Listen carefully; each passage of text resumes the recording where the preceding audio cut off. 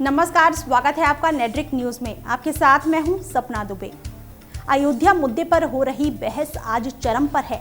जब से supreme court ने मामले पर रोज सुनवाई का फैसला सुनाया है, तब से ही जैसे देश में हलचल ही हलचल है।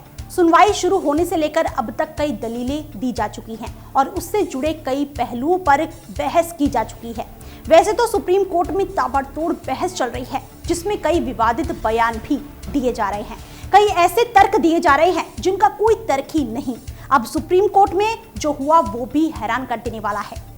खबर में आगे बढ़े उससे पहले आपको याद दिला दें कि खबरों से अपडेट रहने के लिए आप चैनल को सब्सक्राइब करना ना भूलें, साथ ही बेल आइकन को जरूर दबाएं, जिससे हर अपडेट आप तक पहुंच पाए। आगे आपको बता दें कि एक हिंदू पक्षकार की मांग को शीर्ष कोर्ट ने थोड़ा जटिल बता दिया। वो मांग क्या थी, हम आपको ये भी बता देते हैं। हिंदू पक्षकार की मांग थी कि करीब 500 साल बाद न्यायिक स्क्रूटनी की इजाजत दी जाए कि क्या मुगल शासक बाबर ने विवादास्पद ढांचे को अल्लाह को समर्पित कर दिया था, जिससे कि इस्लाम के सिद्धांतों के तहत इस मस्जिद को वैध करार दिया जा सके। अयोध्या मामले में बीते गुरुवार को 15वें दिन की सुनवाई में इस तरह की मांग अखिल भारतीय श्री राम जन्मभूमि पुनरुद्धार समिति के वरिष्ठ वकील ने की थी।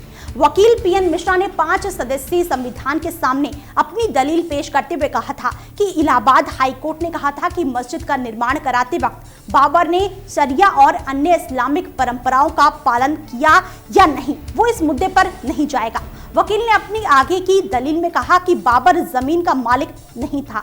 इतना ही नहीं, वो मस्जिद के लिए वक्फ के क्रियान्वयन में असक्षम था। इन आरोपों पर फैसला करने की बजाय हाईकोर्ट का कहना था कि करीब 500 साल गुजरने के बाद इस तरह के मुद्दे पर वो सुनवाई नहीं करेगा जिसमें इतिहासकारों की बहस हो। सुप्रीम कोर्ट ने तो गुरुवार की सुनवाई में बाबर ने किसे मस्जिद समर्पित किया था, इस बात का 500 साल बाद जांच करना थोड़ा जटिल है। अब हम आपको इस मुद्दे से जुड़ी और भी दूसरी खबरों से रूबरू करा देते हैं, जैसे ये कि सुप्रीम कोर्ट के अंदर तो कई दलीलें और दावे पेश किए जा रहे हैं और बात यहाँ तक पहुँच गई कि आखिर बाबर ने मस्जिद किसे समर्पित की थी। तो दूसरी तरफ मुगल बादशाह बाबर के वंशज होने का दावा करने वाले प्रिंस हबीबुद्दीन तुसी, जो कि काफी सुर्खियों में रहते हैं और इस बार भी वो चर्चा का विषय बन गए। आपको बता दें कि प्रिंस कई मौकों पर बाबर के वंशज होने का दावा कर चुके हैं।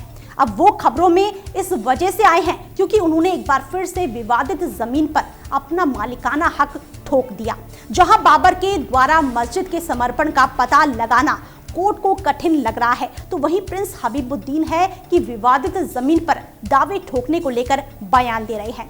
इसके अलावा तुसी ने बड़ा बयान ये भी दिया है कि अयोध्या में अब विवादित जमीन पर मस्जिद नहीं बन सकती। उन्होंने अपने इस बयान और आत्मविश्वास से भरा ऐसा दावा करने के पीछे इस्लाम और हदीस की मान्यताओं का हवाला दिया है।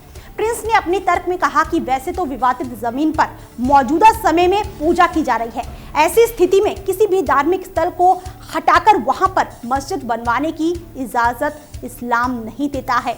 वो कुरान और हदीस का जिक्र करते हुए कहते हैं कि कुरान और हदीस के मुताबिक जो जगह पाक जमा हो और जहां मुसलमान भाई आपस में मिल सके, नमाज ऐसी जगह पर ही अदा हो सकती है।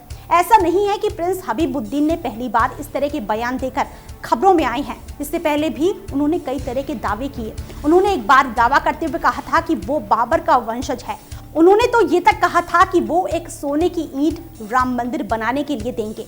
अब इस तरह की पेशकश के पीछे हबीबुद्दीन ने एक शर्त भी रखी थी और वो शर्त ये थी कि विवादित जमीन उन्हें सौंप दी जाए। इस शर्त के पीछे उनका दावा ये था कि पहले मुगल बादशाह बाबर के वो ही वंशज हैं और साल 1529 में बाबर ने बाबरी मस्जिद बनवाया था। इस तरह से विवादित भूमि के असली मालिक वो खुद हैं। इन दावों को मीडिया के सामने भी ले आए और कहा कि सुप्रीम कोर्ट उन्हें पूरी विवादित जमीन सौंपते हैं तो वो उसे राम मंदिर बनाने के लिए दान कर देंगे।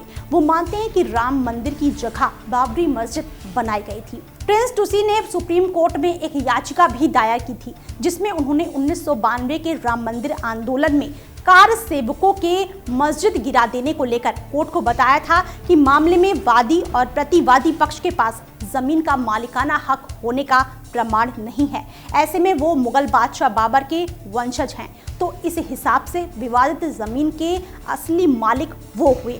प्रिंस ने तो खुद को बाबर का वंशज कहते हुए तंबू में विराजमान रामलला के 2 बार दर्शन कराए हैं और तो और संकल्प भी ले चुके हैं कि राम मंदिर के लिए ही विवादित जमीन दे देनी चाहिए। इतना ही नहीं, उन्होंने तो हिंदू समुदाय के लोगों से माफी भी मांगी है और भगवान राम की चरण पादुकाओं को माथे पर रखकर अपने पूर्वजों की तरफ से माफी मांगी।